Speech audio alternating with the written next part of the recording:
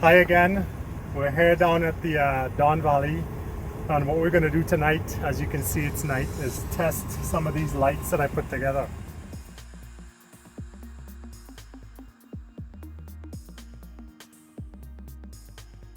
So the first one's going to be this light that we put the special bracket together for. Then I'm going to test this black one that we fixed to the plastic piece at the top. I've got the single light that's attached to my regular riding helmet that comes with the two 18650 batteries at the back with the whole harness on it.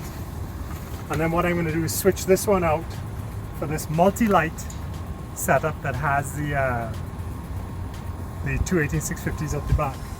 Now, while I was digging around, I had found some lights that I'd used a few years ago that I switched to LED. I don't think I'm going to ride with them, but what I'll do is just do a brightness test to compare them after we're done with the loops.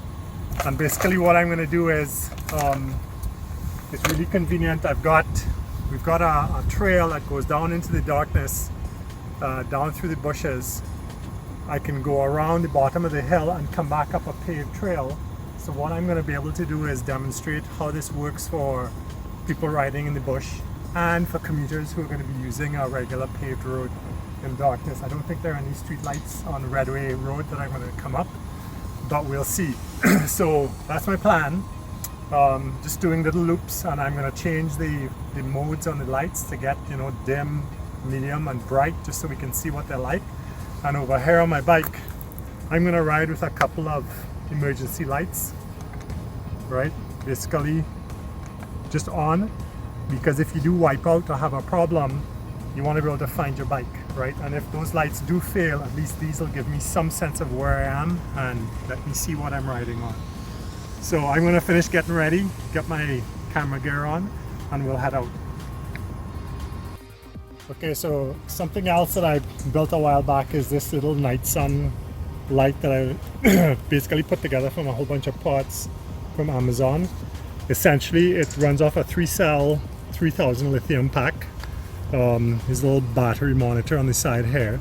If you come around to the front, it's a 100-watt LED chip that's mounted to an old computer heatsink that you can see on this side over here.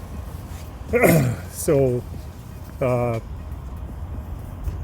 and there's a computer fan on the side, and I've got this DC-DC converter that basically speeds the fan up and slows it down based on the temperature of the heatsink. So when you turn this on, you have a low setting, super low, and then you can actually have this, you know, as bright as you want it. So it's blinding. So I use this depending on what I'm doing outside. I tend to keep it around this, and it'll last a couple hours. Thought it was an interesting little thingamajigger that we put together for doing any kind of night work, camping, wandering around the yard. So anyway, that's just a little piece of interest. So I've got this single yellow light on, narrow focus, wide focus. So I'm going to keep it sort of mid. This is low beam. This is the flashing emergency, that's off. So we're back to high beam. Alright, let's go do a quick loop. See how this goes. Alright, I'll be right back.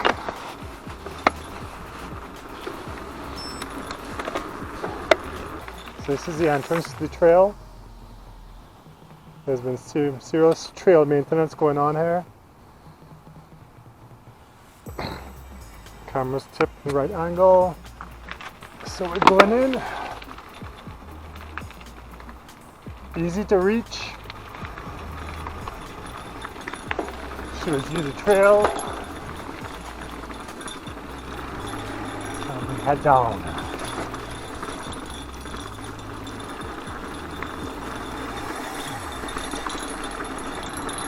The thing about riding in the dark is it's very hard to get a good depth perception.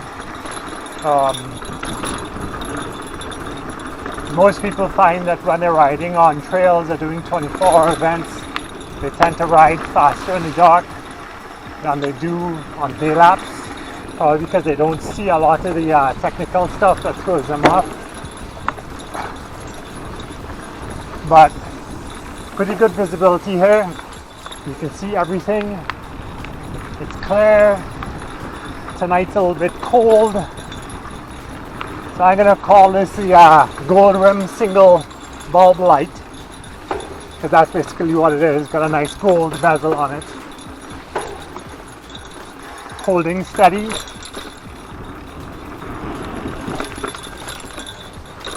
Doing a good job so far. So if we pull up here for a second and look down the trail, we can see low beam is not very useful. Flashing emergency, turn the lights off. This little light here gives you a quick idea of what you can see. So now we're back on for visibility.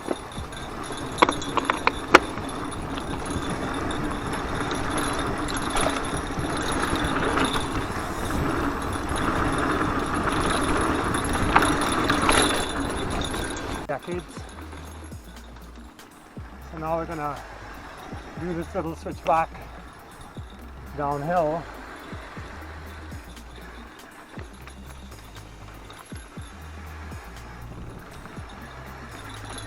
Onto the cave section.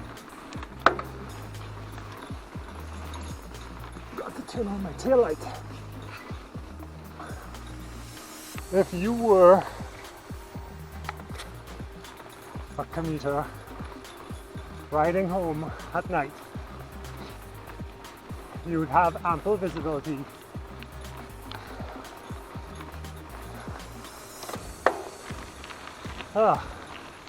I forgot this was an uphill.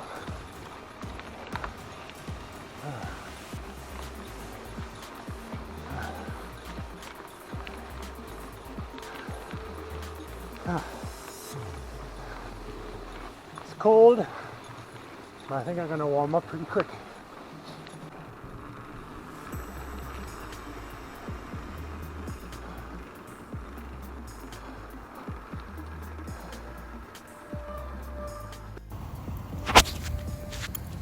Okay, light number one, that was okay. I could see the trail clearly on the high beam. The low beam was really a waste of time for riding in the bush, but the on the road it probably would have sufficed. So now I'm going to try out this. Is my specialized helmet. I have to squeeze it on because of this little warmer thing that I'm wearing. Clip in. Wow, it's a really narrow beam. That's low, that's medium, that's high. So very confined. Let's do another lap, see what that looks like. Alright, be right back. So this beam is definitely tighter than the last one. Still have a pretty clear view of where you're going. It's well directed. There's no focus capability, so what you see is what you get. So we're going to do the same route again, down into the trail.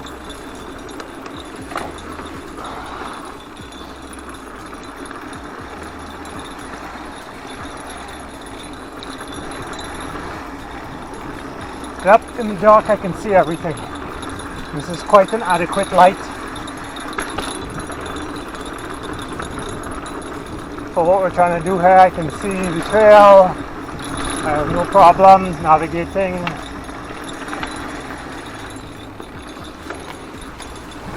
Everything's clear.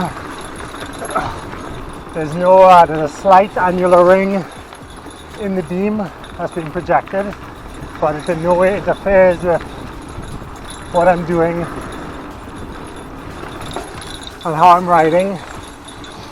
I think it is one of the things that night riding the trails is something you need to get used to. It's essentially a feeling and a confidence thing. So let's pull up here again and take a look down there. See, flash, off. Low beam, you know, it would be possible to slowly ride out. Medium, and then high. So I think the high beam is what you need. And one of my previous videos talked about how effective or how long the battery on this ran for. I think it was probably just under an hour maybe. The thing about night riding is you really got to pay attention to where you're riding. Can't be distracted by lights around you or movement. Very careful to pick your lines. Back to the S. This little S. Downhill. Switch back downhill, I mean.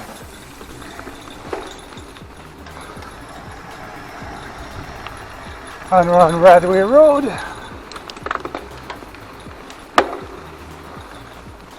You can play with the low beam.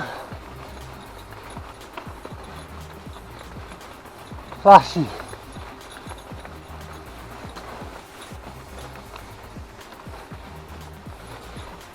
Low, medium, high.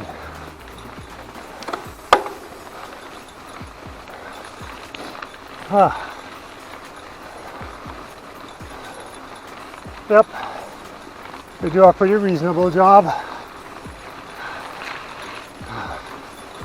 even for a narrow beam.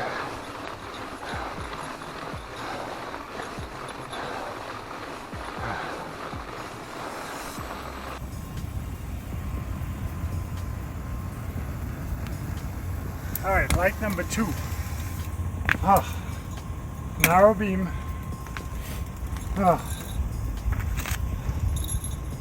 It did the job, but I think the focusability of the gold rim did better. This WOSAWE double light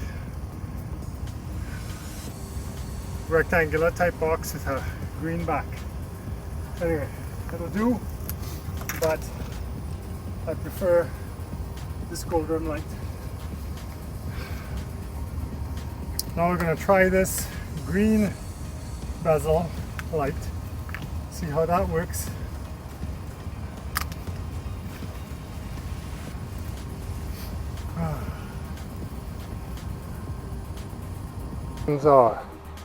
Okay, this is a really tight beam. So that's high, look away this way, low, flash, off, high. Okay, so, and this is adjustable up and down. So okay, so pull up to the spot again. Yeah, this is doing a pretty good job. We should get away from the actual ambient light of the truck and all the buildings to get a pretty good view. However, this one definitely does not have the same, what I would call, width. Goes up one click, so that I can still get further forward. Because I think whatever's under the bike is already under the bike, not much you can do about it.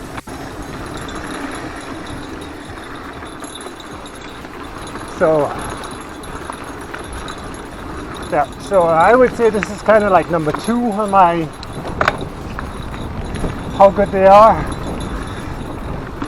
Because this one gives you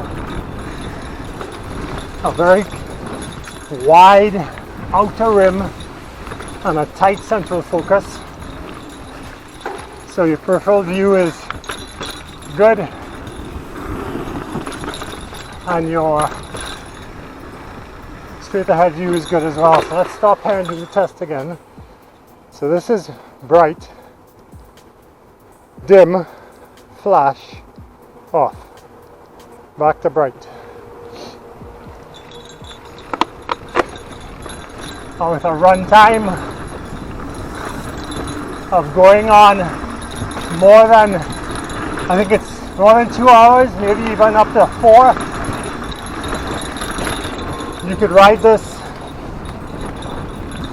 if your average commute is an hour, you could ride this 3 times before you'd have to recharge.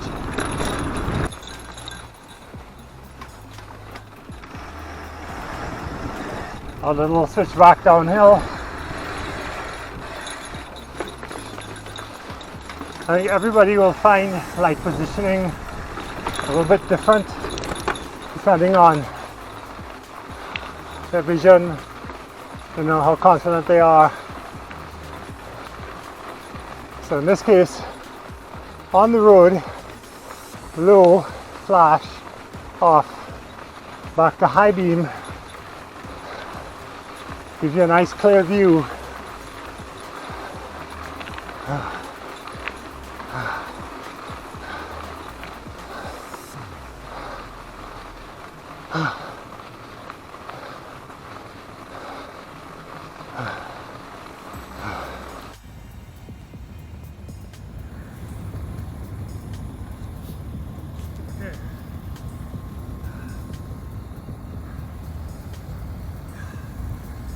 Light number 3.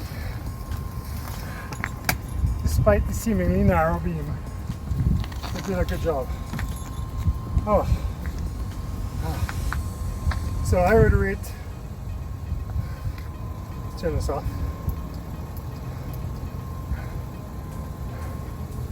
I would rate these lights gold rim still at number 1.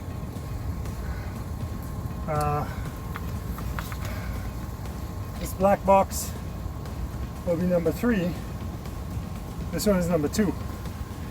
So what we're going to do now is we're going to swap to this blue multi-light setup, which has a little focus on the bottom for the main beam, and see how this works out. Okay, I'm going to take a few minutes to get this done. So these lights are some old SIGO lights that I'm running off of a lithium polymer battery. They've got a low beam switch, and then they've got a separate high beam switch on the back. So I've got this LED pair that I put together a while ago, and as you can see, there's no focus. These are just like multi-chip LED bulbs that you pick up from the hardware store, from one of these Chinese manufacturers or LED stores that are selling all kinds of crazy LEDs made in China here in Toronto. There is no focus, so these lights are actually useless for riding because you can't see far enough ahead. So it was like a $6 experiment. As far as I'm concerned, is a waste of time. So these get relegated to the garbage pile. Put them there. Put this lithium pack back in the fireproof bag. Okay. This blue light set switched over. Remember, the controls are on the top. Take this one for a quick spin. Squeeze the helmet onto my head. Or should I say more like wedge my head into the helmet. Let's see what this looks like. So that's on. Point this in this direction. Trying to find the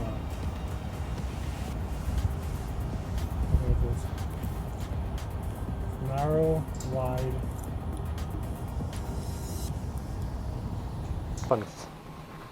One more spin. All right, there we go. And then you have to stop and do this again. So this is flash, off, 1, 2 outside, 2 further outside, and then all 5 lights. So with these 5 lights on, I feel like because there are 5 lights, you head back down the trail, and again you just have to do a bit of adjustment to get the lights where you want them. But these have a much wider field of view. Focus is out there, makes it a lot easier. Everything is lit up, wide peripheral vision. You can see really far ahead, and you can see everything that's on the edges of the trails, which might not be such a good thing because people tend to get distracted by the edges, right? Yep, and a nice little breeze is picked up here. So as you ride along,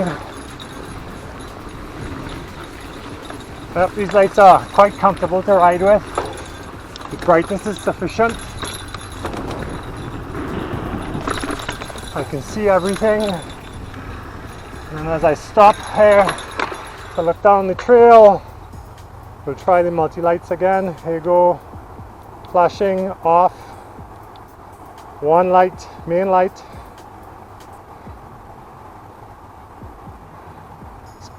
Okay. 2 outside, 2 inner lights, 2 outside lights, all 5. Acceptable for recreational trail riding.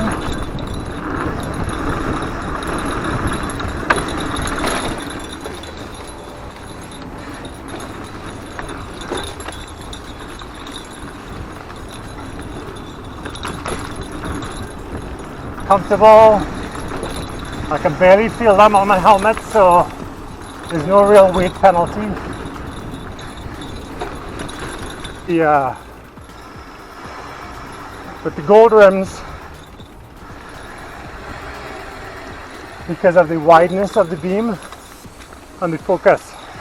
However, with the battery longevity, I'd say they win.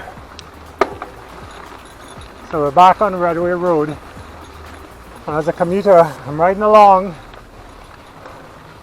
Here's my single, double, 4, all 5.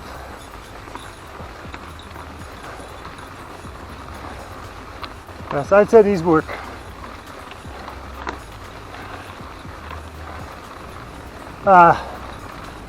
Granted, a set of $300 lights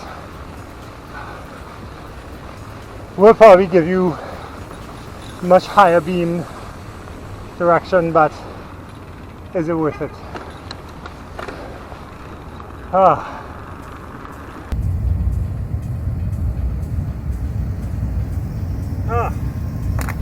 4 times around that time.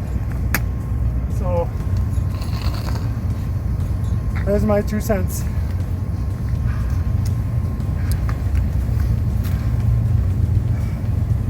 If I had to pick, I would probably say that it would be a toss-up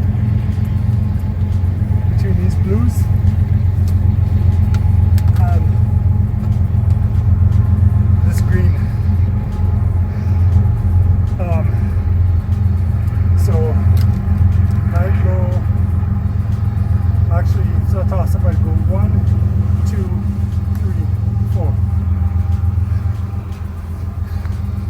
Simply because of the wideness of the beam, no distortion, very little rings, dark light, interference rings, so you don't have sort of dark spots on the trail, and you can see what you're doing. So anyway, if you have any questions, comments, leave them down below. Don't forget to subscribe, look out for the next video, and turn the bell on if you want notifications. Thanks for riding along. Be good, be safe, do better. Have a good night. Take care.